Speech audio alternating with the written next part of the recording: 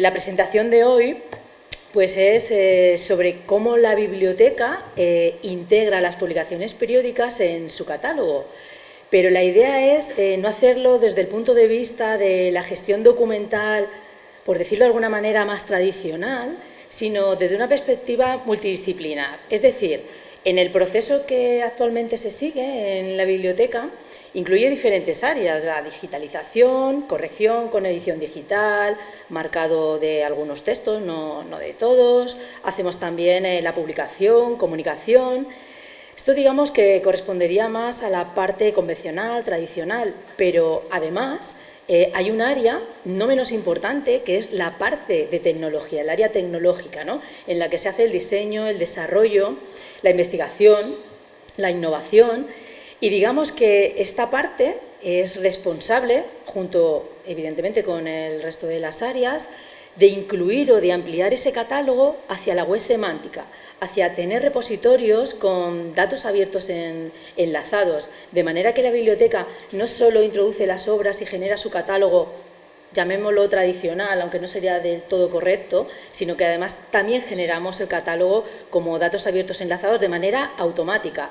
Esto ¿qué está permitiendo? ¿Qué nos permite? De alguna manera, pues que no solo los usuarios, sean expertos o no expertos, puedan consultar las obras de la biblioteca, sino que los propios sistemas, las aplicaciones, puedan acceder a los repositorios y reutilizar la información, pero de manera automática, conociendo los vocabularios, los estándares que se siguen en cada caso.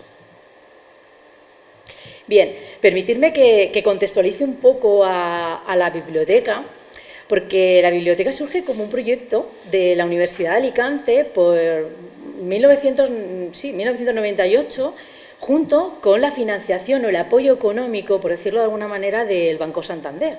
Se inauguró oficialmente en 1999, pero se inauguró como un fondo virtual de obras en lenguas hispánicas. La verdad que su manera de funcionar, de organizar, en sí en la búsqueda de los registros, era muy similar a las bibliotecas convencionales. Pronto se convirtió en un espacio que era muy consultado sobre literatura clásica hispánica. Y llegamos a 2021. 2021 se transforma o se convierte en un centro de humanidades digitales. De hecho, su nombre oficial a día de hoy es Centro Biblioteca Virtual Miguel de Cervantes. ¿Vale? Perdóname porque a veces me oiréis hablar de la biblioteca, otras veces de la BUMC, por acortar un poco el nombre, ¿no? Bien, pues este centro tiene entidad propia, depende de la Universidad de Alicante, pero es un centro de humanidades digitales que lo que nos está permitiendo, facilitando, es seguir desarrollando la biblioteca, incrementando el catálogo, mejorándolo, pero también impulsar la investigación, la transferencia del conocimiento, sobre todo dentro de las humanidades digitales. Y cómo no, con ese equipo o ese área tecnológica, pues seguir analizando y desarrollando herramientas, tecnología sobre las humanidades o para las humanidades, pero en nuestro caso un poco más centradas en lo que son las bibliotecas digitales, ¿no? Bien, ¿y qué tiene en sí la biblioteca sobre publicaciones periódicas? Pues bueno, tiene un gran área, que es el área que le llamamos hemeroteca, donde, bueno, la biblioteca tiene, a día de cuando hice la presentación, pues más de 376.000 registros de acceso libre, ¿vale?, de manuscritos, tesis, portales temáticos, estudios críticos, monografías, muchísimos materiales, muchísimos tipos de registros, y entre ellos tenemos publicaciones periódicas. Si mal no me equivoco, en los cálculos que más o menos hicimos, tiene unas 32.000 registros marcados como publicación periódica, con unos 50.000 artículos. No todo prensa histórica, ¿vale? Engloba muchísimos periodos, ¿vale? Entre ellos tenemos artículos de Clarín, diferentes artículos de Clarín que publicó en La Unión. No tenemos la publicación completa, pero son bastante curiosos. Tenemos también, por ejemplo, una publicación quizá de las más completas que tenga ahora mismo la biblioteca, que es la Ilustración española y americana, con fondos, los fondos que guarda la biblioteca ahora mismo entre 1869 y 1901, aunque la publicación es de antes, es anterior a esta fecha, tenemos 1.591 tomos. En este caso se hizo catalogación analítica diferenciando el registro de revista y los diferentes tomos, no se llegó a nivel de artículo. Revistas como Ipanema o Mexique, por ejemplo Ipanema, que es el diario a bordo, con fondos de 1939, que es una publicación seriada que se iba publicando diariamente y comentaba pues, sobre el viaje que hicieron los exiliados españoles hacia México. Mexique, más o menos igual, pero era la tercera expedición que se hizo de este tipo. Luego tenemos dentro de Biblioteca Americana el Broquel de las Costumbres, también con fondos de 1834, unos 43 tomos. Aquí pasa igual que con la Ilustración, se hizo una catalogación a nivel de revista y tomo, no se llegó a artículo. Luego, del portal de Argentina, la revista del Río de la Plata, que es un periódico mensual sobre historia y literatura, con fondos de 1871. No se llegó, tenemos 13 tomos, no tenemos más. Por ejemplo, la Unión Gallega, cuyo primer tomo data de 1881, en este caso lo que se hizo fue una recopilación de 200 números, están en un único documento, aquí no se hizo una catalogación analítica, pero bueno, también pertenecería a la parte de prensa histórica. Y luego un poquito más actual, las publicaciones que tenemos de Pardo Bazán y Carmen de Burgos. De Pardo Bazán, por ejemplo, La Tribuna, que ahora veremos un ejemplo con un poquito más de detalle, que aquí, aunque no tengamos muchos tomos, sí que se hizo una catalogación analítica al completo. Hablo de, se cataloga el registro general de la revista, se dividen los tomos y de los tomos se extraen los artículos, se publican por separado. Todo ello relacionado, que es lo que explicaré a continuación. Y con Carmen de Burgos, pues la Columbine, ¿no?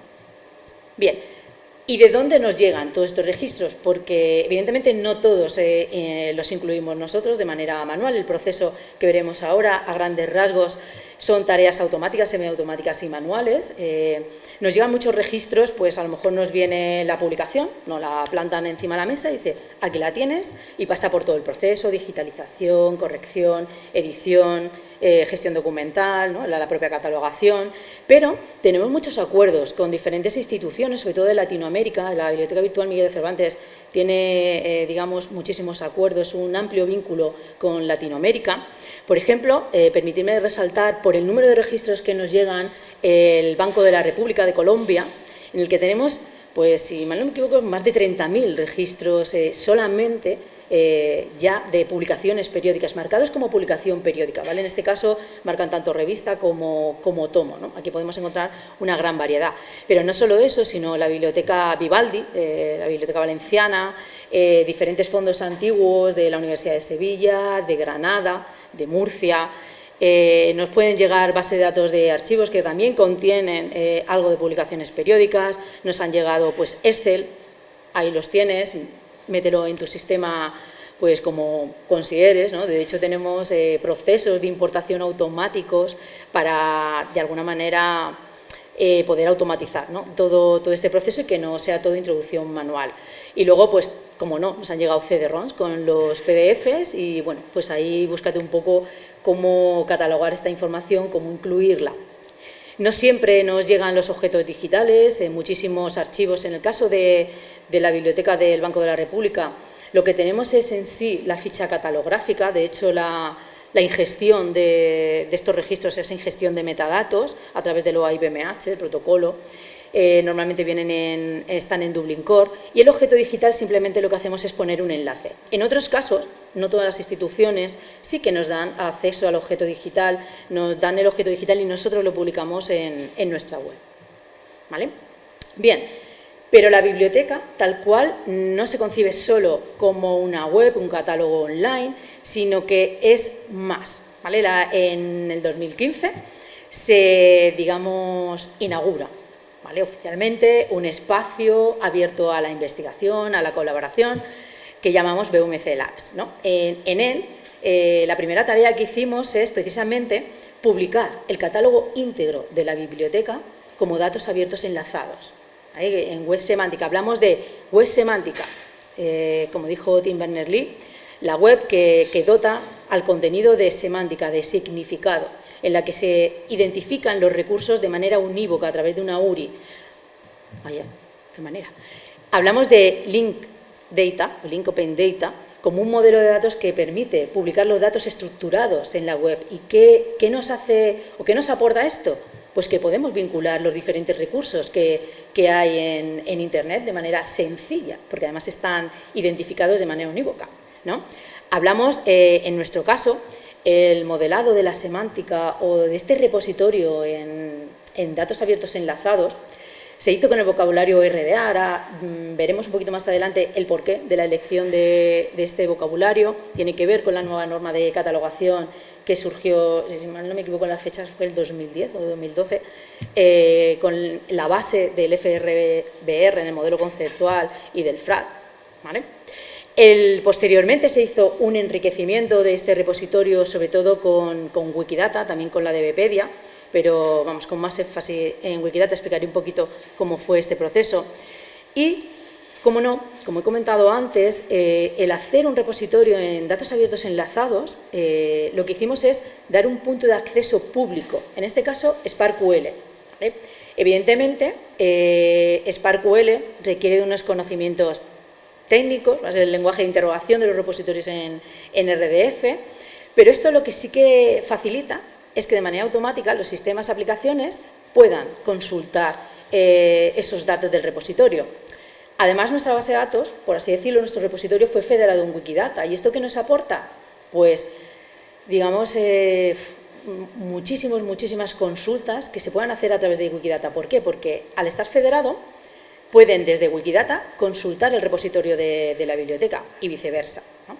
Y esto es una de las razones por las cuales nos facilita ese enriquecimiento de la biblioteca. Ahora veremos algún ejemplo, ¿no? Aquí espero que se vea bien, de todas maneras luego os pasaré también la presentación. He intentado representar de una manera lo más sencilla posible lo que sería el flujo de trabajo de la biblioteca, ¿no? en la que los tres primeros pasos, lo que es la digitalización, edición digital, la gestión documental y la publicación, correspondería a esa parte más convencional de una biblioteca, dependiendo de dónde nos llegue el registro, si es un registro que tenemos que digitalizar y corregir, o es un objeto digital que nos lleva, pues a lo mejor ya no hay que digitalizar, pero sí que hay que corregir o adaptar a los formatos para poder publicar en web, ¿no? O dar de alta la ficha.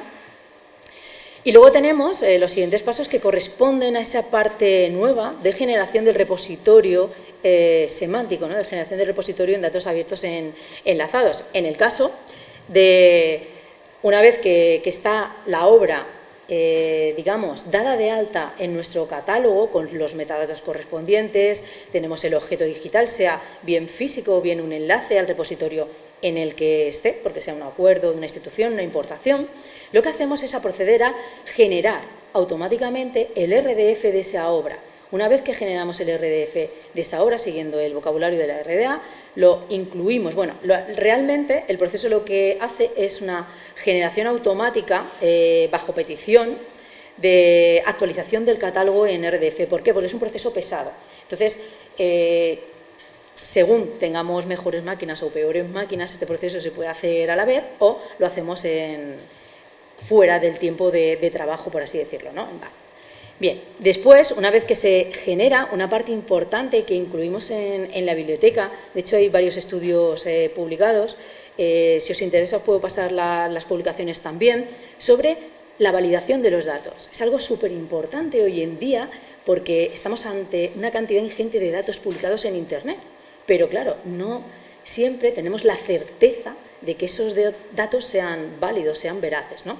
Bien, pues en la biblioteca hemos aplicado diferentes técnicas de validación de los datos, empezando por el sistema más sencillo que propuso Tim Berners-Lee para los datos abiertos, en este caso, el sistema de 5 estrellas, ¿no? Que habla que cuando se publican datos en datos abiertos y datos abiertos enlazados en Internet, digamos que cuando los hacemos públicos debemos cumplir una serie de principios, el hecho de que se publiquen con formatos abiertos, formatos estructurados, que sean identificados por una URI, para que no haya problemas, un identificador único en la red, pero además, llegando al nivel de 5 estrellas, que es el que dice, además, vinculamos nuestros datos con otros repositorios, es decir, enriquecemos nuestro repositorio. Bueno, pues la biblioteca cumple este sistema 5 estrellas, luego hay otros sistemas, como en base a una serie que se miden unas dimensiones, con unos criterios, pues los criterios pueden ser que tenga un punto de acceso público SparkQL, que permita descargar, por ejemplo, esos datos o ese registro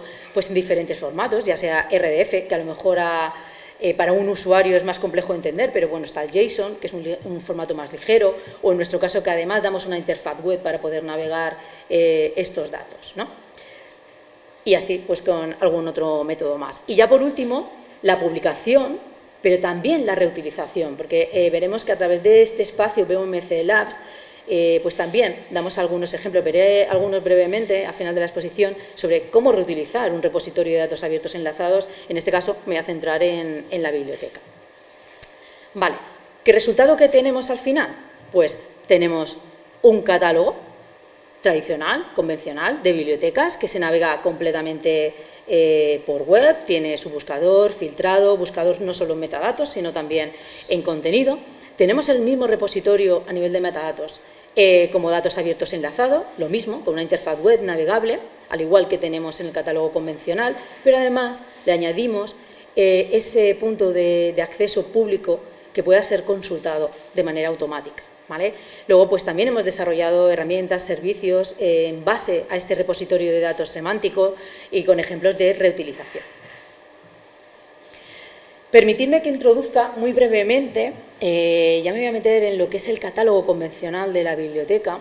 Aquí he intentado expresar un poco, ¿no?, el cómo se estructura, cómo se almacena la información en el catálogo y cómo describimos las obras, ¿vale? Este fue un cambio que iniciamos en el 2010, tuvo su punto máximo en el 2012. De hecho, en noviembre del 2012 se publicó la nueva versión del catálogo de la biblioteca con la nueva infraestructura tecnológica y su base fue en el catálogo. Nos basamos en el modelo conceptual de los requisitos funcionales para los registros bibliográficos, lo que es el FRBR, del IFLA, y apoyado por el FRAP, ¿vale? El FRBR lo que permite es identificar aquellas entidades, sus atributos y cómo se relacionan. Establece 3 grupos principales de entidades. Los grupos, digamos, de la propiedad, de las obras, los objetos intelectuales, ¿vale? Los objetos, y además los divide entre obra, expresión, manifestación e ítem. Obra y expresión hablan del nivel más abstracto del concepto de obra o de creación, ¿no? Tiene un título, tiene un autor, una temática, unas materias. Y luego vamos al nivel de manifestación y el ítem, que es más físico, en el que ya estamos describiendo en qué formato vamos a ofrecer este material, cuántas páginas tiene, si tiene diferentes elementos que lo componen, si nos viene de un CD-ROM, ¿no? O sea, divide en sí un registro catalográfico en 4. De hecho, la biblioteca mantiene por cada registro de obra o concepto que podamos encontrar 4 registros, ¿vale?, físicos.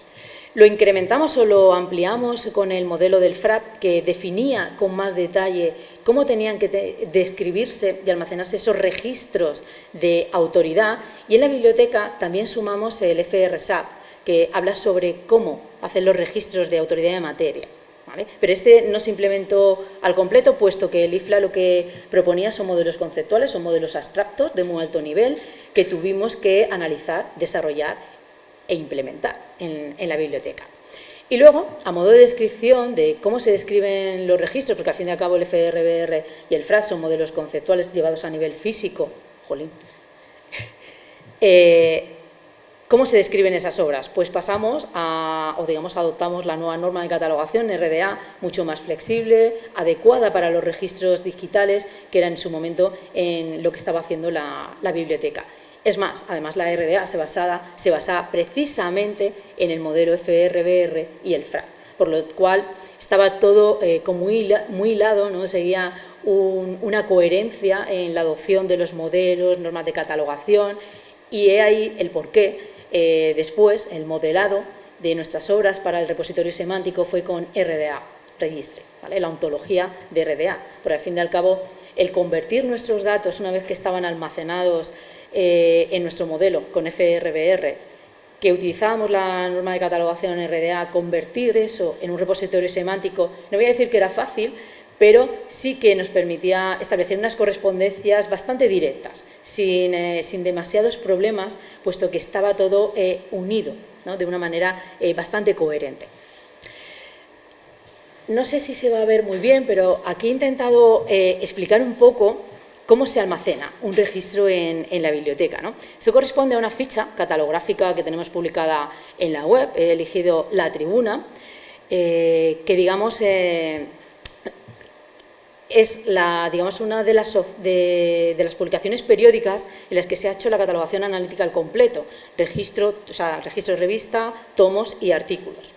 Bien, pues aquí en el gráfico he intentado representar, ¿no?, cómo almacenamos esto en la biblioteca, cómo es realmente la base de datos, ¿no?, por así decirlo, de la biblioteca. Pues bien, cuando nos llega una publicación de estas características, lo primero que se registra o se cataloga es el registro general de la revista, ¿vale? Es un registro general que contiene el nombre, que contiene los fondos, si tenía un nombre anterior, un nombre posterior, bueno, digamos campos muy específicos de las publicaciones periódicas. En este caso, pues con el modelo del FRBR, siguiendo sus criterios o sus normas, pues aquí definíamos una expresión serial, ¿vale?, que nos permite, de alguna manera, la biblioteca también implementó, como no, un software de catalogación para adecuarlo al FRBR, al FRAC y al FRSAR. Vale, pues se registra o catalogamos el registro general de la revista, luego se catalogan los diferentes tomos. Cuando catalogamos los diferentes tomos, la manera de vincularlo con la publicación periódica es a través de las relaciones, ¿vale? De hecho, el modelo conceptual lo que nos daba es identifica las entidades, sus atributos y cómo se van a relacionar. Pues en el caso concreto de las publicaciones periódicas, le tenemos que decir que esta publicación periódica está compuesta por, pero es que a su vez en los tomos decimos que forma parte de, ¿vale?, el Isparov y Jaspar. Solo se establece una relación, lo que pasa que, digamos, semánticamente es bidireccional. Es decir, cuando damos de alta o catalogamos un tomo, le decimos, mira, este tomo, este registro, pertenece a esta publicación o a este registro de revista. Se establece una única relación, ¿vale? Es como si fuera el documento fuente. Pero después la lectura y la visión que tenemos tanto en la web como en la parte semántica es bidireccional, de manera que podemos recuperar la información a través de la revista, los tomos que la componen y a través del tomo a qué revista pertenece, ¿vale? Esto se puede generalizar o extrapolar al resto de tipo de publicaciones que tengan relaciones, ¿vale? Bien, y después de los tomos, pues también se cataloga los diferentes artículos. Y aquí pasa un poco igual, ¿no?, como pasaba con la relación de revista y tomo. Cuando damos de alta o generamos la ficha del artículo, además se hace con un tipo muy específico, que es tipo artículo, que, como en el caso anterior, tiene, digamos, campos específicos, ¿no? También a través de esta herramienta que llamamos gestor, intentamos facilitar esa labor de catalogación de manera que cuando se identifica, cuando vas a dar de alta un registro y identificamos que es un artículo, ya se generan una serie de campos y relaciones preparados para que cuando diga, mira, este artículo pertenece a este tomo, se generen pues esos campos, esos tipos por defecto y esas relaciones. Bueno, pues con el artículo nos pasa igual, ¿no? En un artículo le decimos pertenece a este tomo y se crea de manera automática esa relación de pertenezco a este tomo y este tomo tiene estos artículos.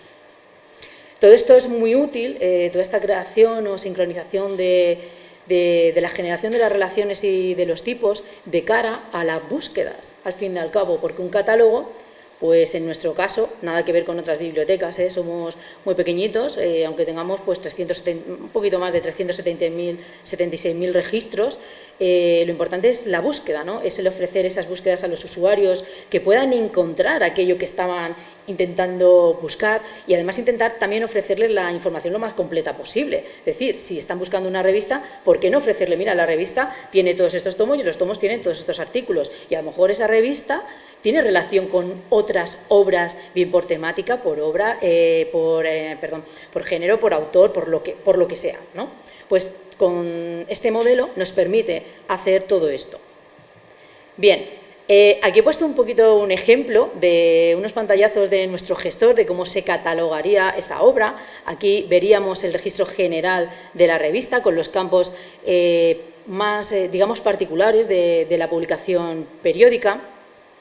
Aquí he intentado reflejar pues, la catalogación del tomo y del artículo, pero sobre todo de cara a cómo se representan las relaciones, ¿vale? En este caso, en el artículo le estamos diciendo que pertenece a ese tomo, ¿vale? Además, la relación se puede establecer directamente, facilitamos un poquito pues, la búsqueda por tomo o por una obra en general, y el tipo de relación que se establece es el parte de obra, ¿no?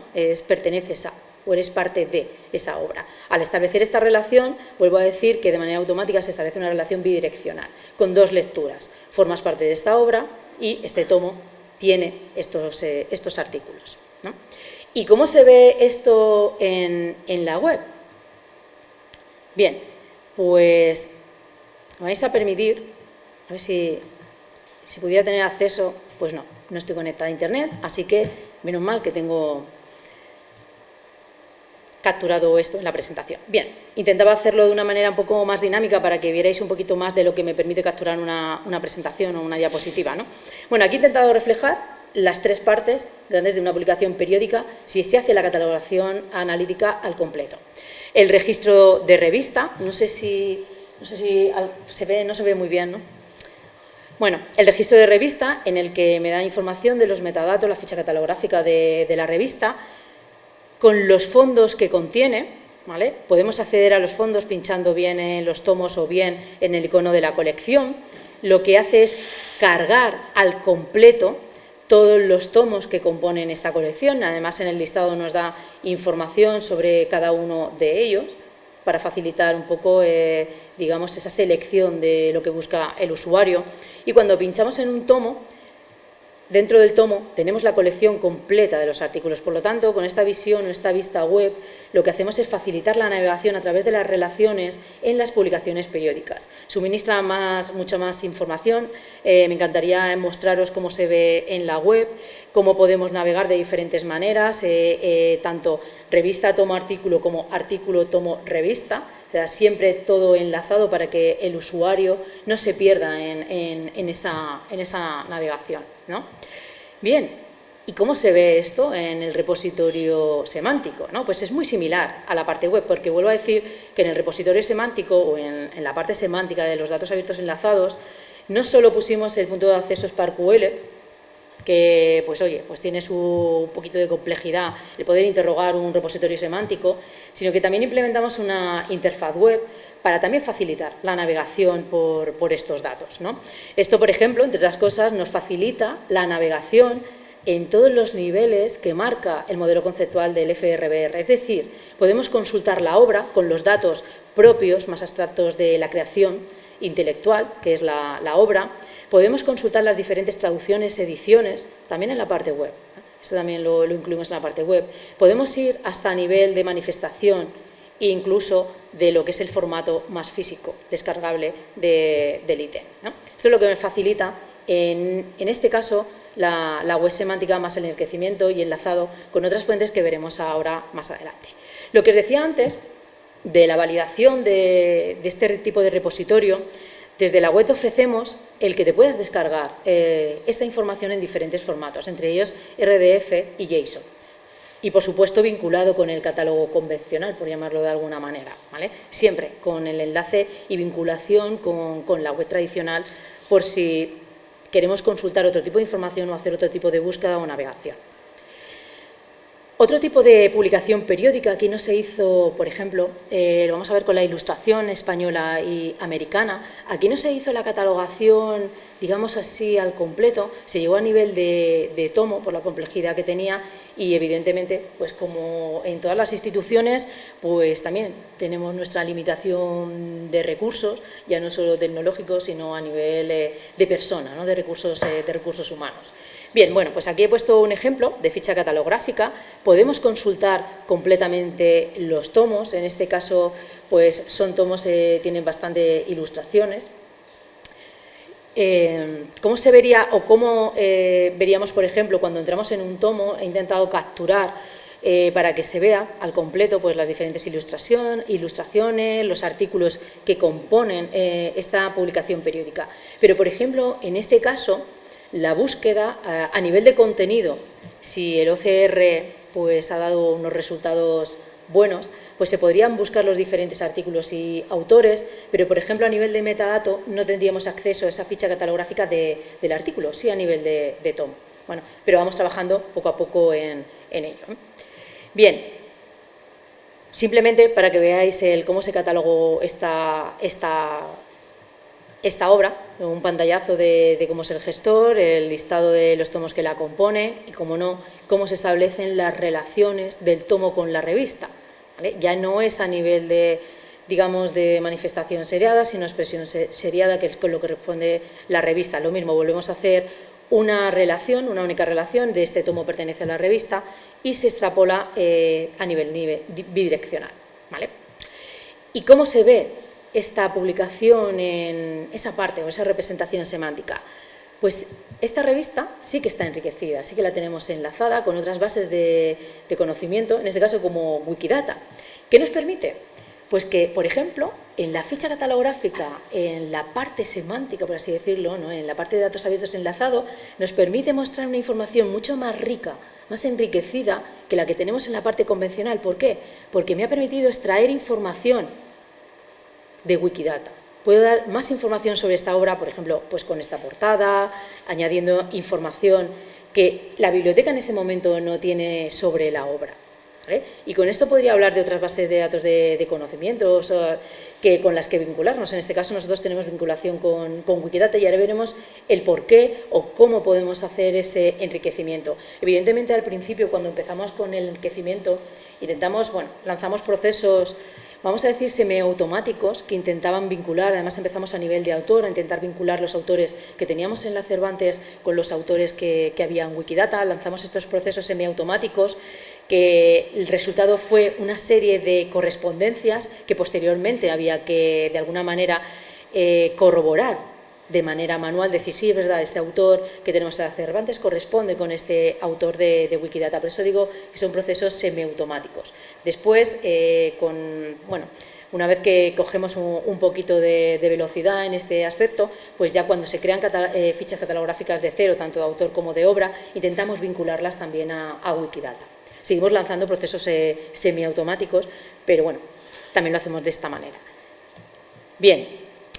¿Cómo conseguimos esta conexión con Wikidata? Bien, pues la biblioteca lo que hizo es definir una serie de propiedades en Wikidata que contienen los identificadores de la biblioteca.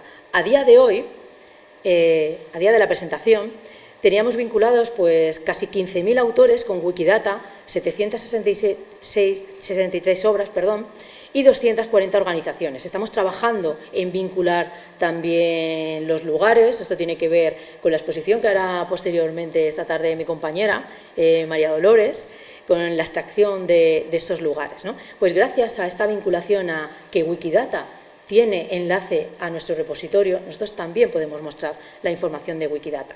Un ejemplo, que es con lo que empezamos con este enriquecimiento y este repositorio semántico, este repositorio de datos abiertos enlazados, es la ficha del autor, ¿no? Por ejemplo, en la parte convencional, vuelvo a ver, de cervantesvirtual.com, donde se ve el catálogo online y podemos navegar, no existen las fichas de autor, no existen las fichas catalográficas. En la parte de repositorios semánticos sí existe.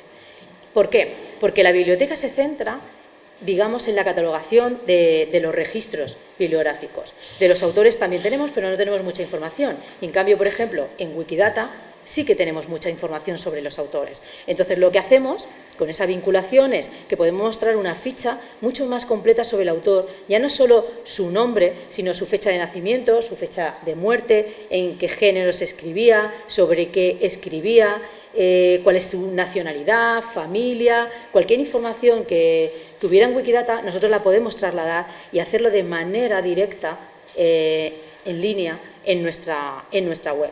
Además, tenemos acceso directo a Wikidata desde aquí, desde nuestra ficha, pero también desde Wikidata. Es decir, si consultamos este autor en Wikidata, en la parte de abajo donde vienen los identificadores, en el que la BNE también tiene identificadores tanto de obra como de autores, podemos acceder a la biblioteca, lo cual, vuelvo a decir, que el estar vinculados y federados con Wikidata nos da muchísimas más posibilidades de ser consultados y de ser reutilizada nuestra información. Otro ejemplo en el que hemos utilizado este enriquecimiento, esto intentamos llevarlo, bueno, lo conseguimos, nos lo llevamos a la parte más convencional y lo que hicimos es añadir a la búsqueda del catálogo tradicional de la biblioteca, añadimos muchos más filtros que obtuvimos de Wikidata, ¿vale? Por ejemplo, la nacionalidad, el género, la fecha de muerte, de nacimiento, pues todos estos datos que nosotros no almacenábamos en la biblioteca, pero que sí que podemos obtener de Wikidata, también nos los hemos llevado a los filtros para intentar ofrecer más opciones de filtrado a los usuarios.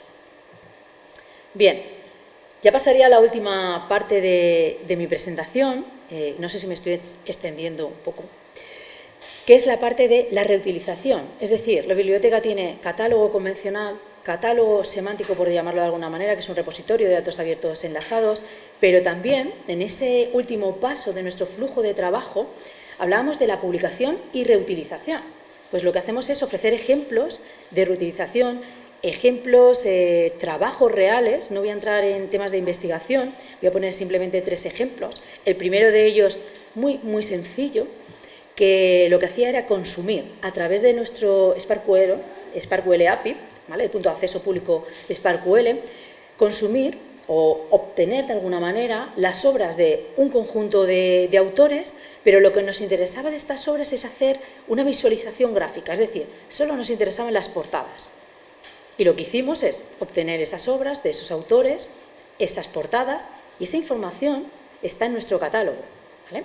Además, esa información está enriquecida con Wikidata, por lo tanto podíamos obtener de las que no tuviéramos nosotros, pues Wikidata podía tener las portadas. Y esto, pues nada, simplemente ofrecimos este gráfico que además en el proceso se convirtió, bueno, o se adaptó a EasyZoom, que bueno, simplemente es un complemento que nos permite visualizar las portadas, hacer zoom, recorrer de manera mucho más cómoda las diferentes portadas, ¿no? He intentado plasmar aquí, digamos, la consulta que lanzamos a través de nuestro API. Esto lo hicimos nosotros, pero cualquier persona, usuario, aplicación, podría hacerlo de manera automática también. Otro ejemplo, y este me encanta mostrarlo, porque este es un trabajo final de grado que hizo una alumna nuestra del grado de Ingeniería Multimedia, y lo que hizo es un cuadro de mando en el que intentaba mostrar o visualizar de manera diferente los datos que teníamos sobre autoras en la Cervantes, pero además autoras que se enriquecieron o se conectaron con Wikidata, por lo tanto la información que mostraba era consumiendo y haciendo consultas a nuestro repositorio de datos abiertos enlazados, ¿vale? Está hecho con Power BI, os he dejado el enlace en la diapositiva, por si queréis enlazar y ver más información sobre este trabajo. Esto es lo que supuso, fijaros que es reutilización de datos abiertos enlazados, no para complementar la información como estamos haciendo nosotros, por ejemplo, en la web semántica, sino aquí lo que intentó hacer es dar otra visualización. Tenemos la interfaz web que nos permitía navegar por los registros, tanto bibliográficos como de autoridad, y ella lo que hizo es una visualización por géneros, por temáticas, por años, o sea, periodos, sobre qué escribían, qué relación tenían con otras autoras, ¿no? Darle una visualización gráfica a toda esta información, que también es un punto en el que intentamos trabajar, es decir, cómo mejoramos la visualización de las obras, que no sea solo navegar por un catálogo. Cómo podemos ofrecer esa información para que los usuarios puedan interpretar o tener más sencillo, más fácil poder trabajar o hacer sus investigaciones. Y ya por último, en esto estamos haciendo diferentes versiones, es la reutilización de la información. Aquí lo que hicimos es un trabajo en el que hicimos un repositorio con los lugares de publicación original de las obras, y lo que se hizo es el reconocimiento de entidades, ¿vale? Se fue a través de Core NLP, una librería de Stanford, en la que interpretamos o extrajimos información sobre los lugares, los vinculamos con geonames para obtener, digamos, la latitud y longitud, porque posteriormente ese repositorio que se creó, la manera de reutilizarlo fue plasmar su visualización en un mapa. Nosotros tenemos los lugares, además, en una cadena, porque era la mención de publicación original, es una cadena de texto que no tiene separado cuál es el lugar, la fecha, la imprenta, la persona, ¿no? Entonces nosotros tratamos esa cadena de texto, extrajimos, en este caso lo que nos interesaba, que era el lugar, pero podíamos haber extraído también las fechas, se podían haber extraído las personas, las imprentas, el lugar como imprenta, no como ciudad o localización, ¿eh? Entonces extrajimos esta información, como nosotros no tenemos la latitud y la longitud porque no guardamos esta información, pero sí que hay bases de conocimiento que tienen esta información, en este caso como GeoNames, la gran base, digamos, de conocimiento sobre lugares y localizaciones, ¿no?, físicas. Pues una manera de reutilizar también esta información, ¿no? Y ya para concluir la presentación, decir pues que vamos a intentar seguir trabajando en la promoción, facilitar el acceso a las colecciones, la reutilización, en concreto de los datos abiertos enlazados, porque pensamos que es una manera o la manera de integrar los datos realmente, la manera más sencilla de poder hacer esa integración de los datos de los diferentes repositorios, de las diferentes bases de conocimiento y ofrecer, digamos, un conocimiento mucho más completo a nuestros usuarios. Vamos a intentar mejorar el acceso a nuestro catálogo, tanto la parte convencional como la parte semántica. Y, por supuesto, vamos a seguir ampliando nuestro catálogo semántico porque hemos hecho diferentes versiones de ese, digamos, mapeado de metadatos que tenemos en la parte más tradicional, más convencional, la parte semántica, pero evidentemente no tenemos todo, porque tenemos multitud de atributos que a día de hoy pues todavía no han sido mapeados, pero bueno, seguiremos trabajando en ello. Y no mucho más que comentar sobre la presentación. Espero que os haya parecido interesante.